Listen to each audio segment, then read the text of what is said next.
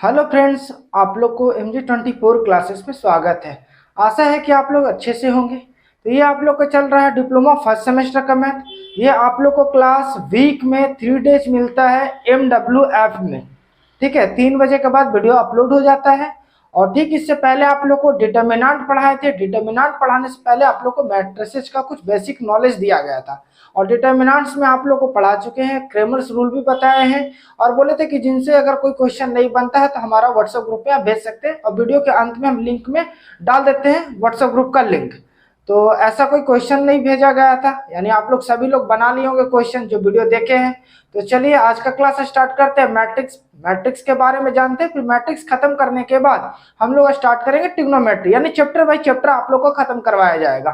तो चलिए स्टार्ट करते हैं। देखिए मैट्रिक्स क्या होता है पहले समझना है। तो यहाँ लिखा हुआ ए rectangular array of mn numbers in the form of m horizontal line called row and n vertical lines called column is called a matrix of order m by n। अच्छा, इस पढ़ करके बहुत कोई को नहीं समझ में आया तो पहले समझिएगा। देखिए मैट्रिक्स को कैसे दिखाते हैं, इस तरह से दिखाते हैं। अच्छा, ये अगर इस तरह का है तो उसको हॉरिजेंटल लाइन कहते हैं, पता ही होगा। और ऐसे है तो इसको वर्टिकल लाइन कहते हैं।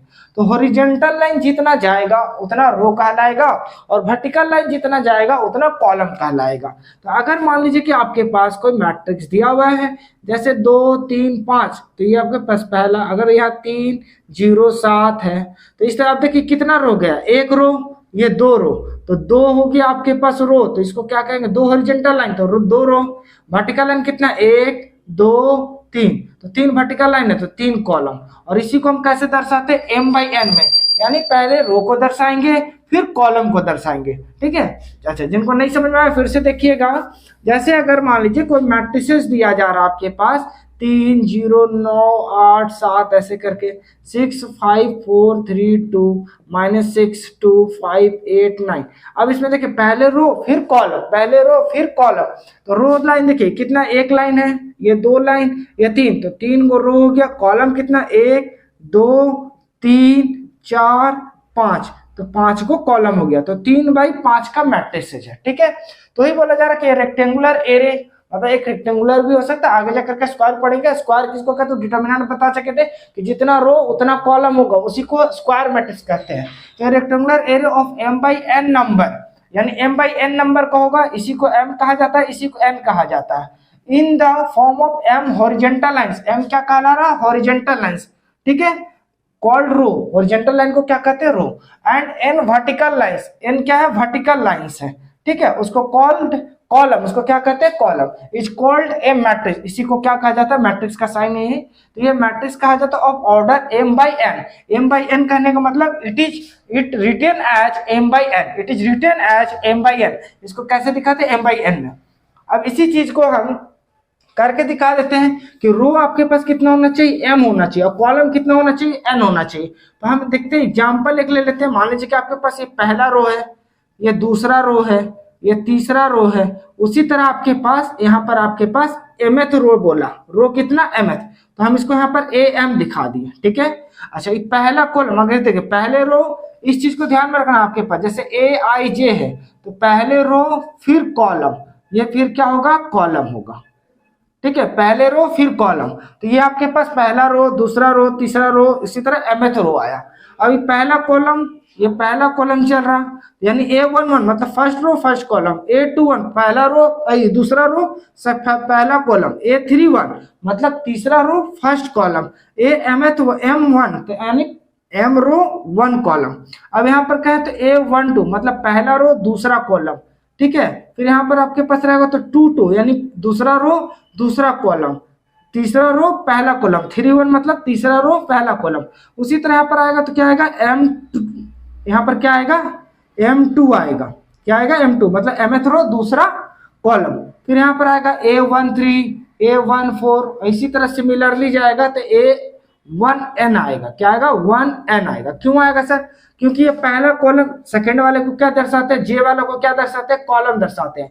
तो ये कॉलम, पहला कॉलम, दूसरा कॉलम, तीसरा कॉलम, चौथा कॉलम, उसी तरह nth कॉलम आएगा। तो यहाँ पर 2 1 2 2, अब समझ में आ रहा होगा आप लोग को, 2 3 2 4 और सिमिलरली क्या जाएगा 2n जाएगा, फिर क्या जाएगा 3 2 3 3 3 4 और इसी तरह 3n तक जाएगा, और यहाँ पर फिर dash dash dash dash dash, और उसी तरह यहाँ पर क्या आएगा AMN, और इसी मैट्रिक्स को क्या दिखाएंगे m/n में दिखाएंगे। क्या दिखाएंगे m/n, मतलब mth रो और nth कॉलम, mth रो nth कॉलम।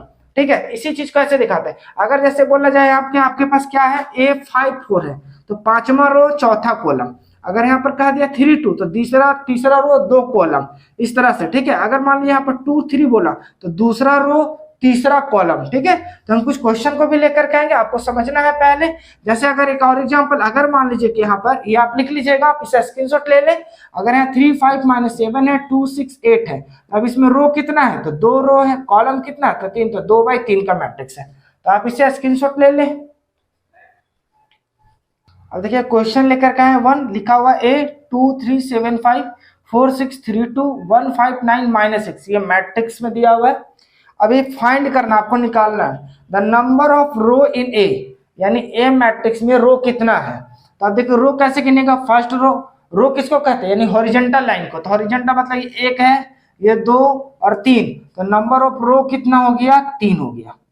फिर बोला था numbers of column in A, column कितना, तो कॉलम किसको कहते हैं वर्टिकल लाइन को, तो वर्टिकल कितना लाइन है 1 2 3 4, तो ये आपके पास कॉलम्स कितना हो गया 4। फिर बोला the order of the matrix A, यानी ऑर्डर बताना, क्या बताना ऑर्डर, मतलब कितना ऑर्डर का है जो m/n, तो हम पहले क्या लिखते हैं रो फिर कॉलम, क्या लिखा जाता है रो फिर कॉलम। तो आपके पास रो कितना है 3 और कॉलम कितना है 4, तो 3/4 का ऑर्डर हो गया, कितना का हो गया 3/4 का ऑर्डर हो गया।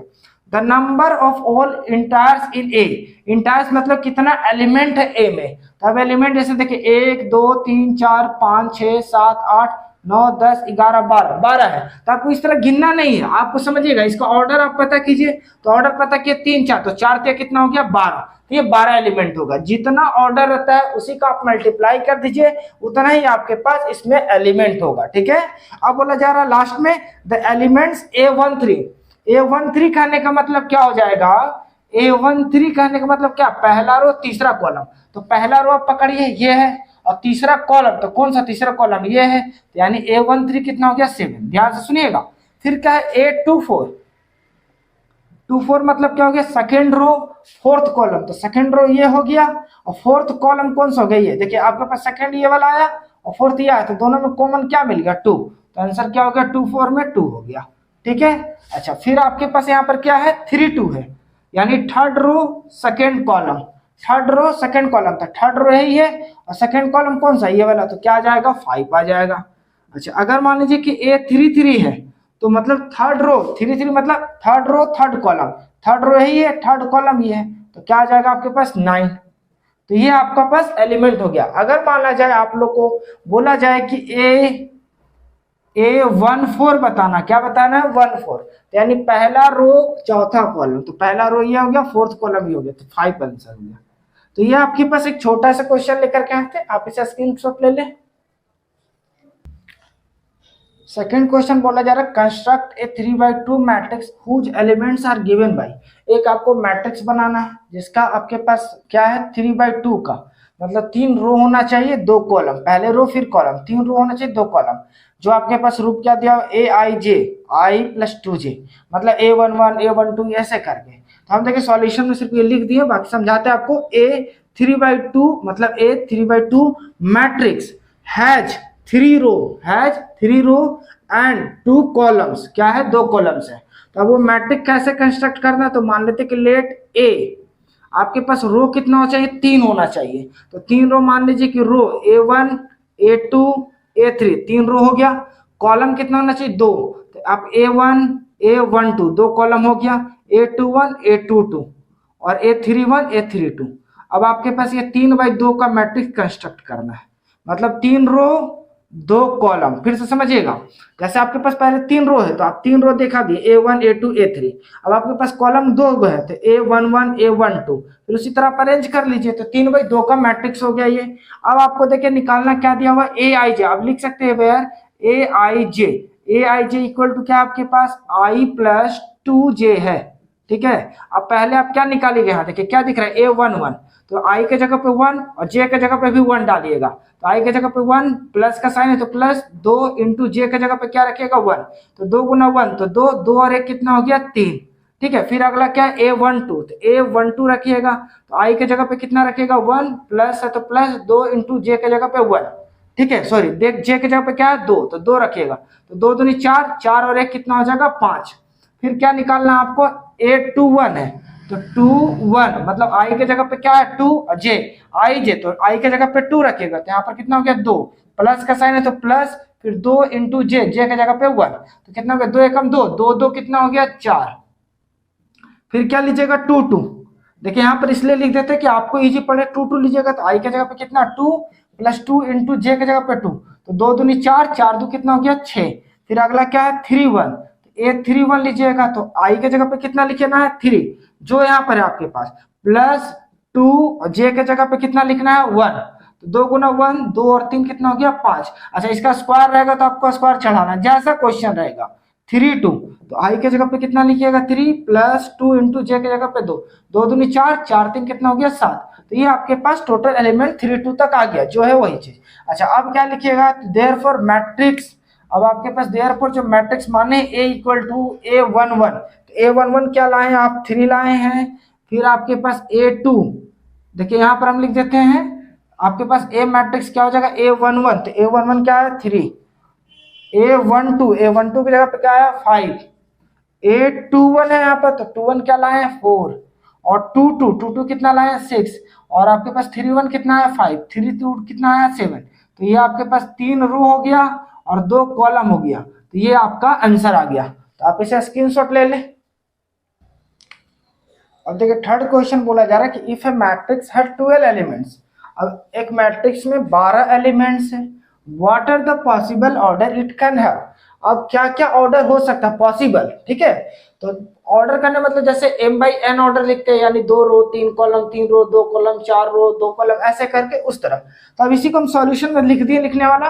वी नो दैट, हम लोग जानते हैं कि a matrix of order m/n, हम लोग जानते हैं कि एक मैट्रिक्स का ऑर्डर क्या होता है m/n, हैज mn एलिमेंट्स। हम क्या बता रहे थे कि अगर ये दोनों को गुना कर देते वही मेरा एलिमेंट्स कहलाता है, तो mn एलिमेंट्स मतलब गुना कर दिए। All possible, therefore all possible order of a matrix having 12 elements are. अब 12 एलिमेंट्स का क्या क्या हो सकता है, तो हो सकता है एक रो और 12 कॉलम हो, ठीक है, एक रो और 12 कॉलम हो, ठीक है, या क्या हो सकता है 12 रो हो 1 कॉलम, ठीक है, एक रो 12 कॉलम, मतलब कहने मतलब एक ही रो में 12 एलिमेंट हो, तो यानी एक रो हुआ 12 कॉलम, तो आप 1 गुना 12 करिएगा तो 12 एलिमेंट्स मिलेगा। या हो सके 12 रो हो, इस तरह करके 12 रो हो और 1 कॉलम हो, तो वो भी क्या होगा 12/1 का। या क्या हो सकता है आपके पास 6 रो हो 2 कॉलम हो, या 2 रो 6 कॉलम, मतलब 6 दूनी 12, 2 छके 12, यानी जितना फैक्टर हो सकता है, ठीक है। या क्या हो सकता है 4 रो 3 कॉलम, या 3 रो 4 कॉलम। और कोई पॉसिबल ऑर्डर हो सकता है क्या, 12 का फैक्टर यही हो सकता है, तो ही आपके पास ये मैट्रिक्स का पॉसिबल ऑर्डर हो सकता है, ठीक है। तो आज के लिए इतना ही, आप इसे स्क्रीनशॉट ले लें, और नेक्स्ट लेक्चर में आप लोग को और भी टाइपिकल अभी बताना बाकी है, जैसे रो मैट्रिक्स क्या होता है, कॉलम मैट्रिक्स क्या होता है, सिंगुलर मैट्रिक्स क्या होता है, स्क्वायर मैट्रिक्स क्या होता है, तो नेक्स्ट लेक्चर में आप लोग को बताएंगे, पर स्टेप बाय स्टेप समझाएंगे आप लोग को। और वीडियो कैसा लगा ये कमेंट बताना है, वीडियो अगर पसंद आया तो आप लाइक करें, और अभी तक चैनल को सब्सक्राइब नहीं किया तो कर ले, साथ ही साथ बेल आइकन को भी दबा ले कि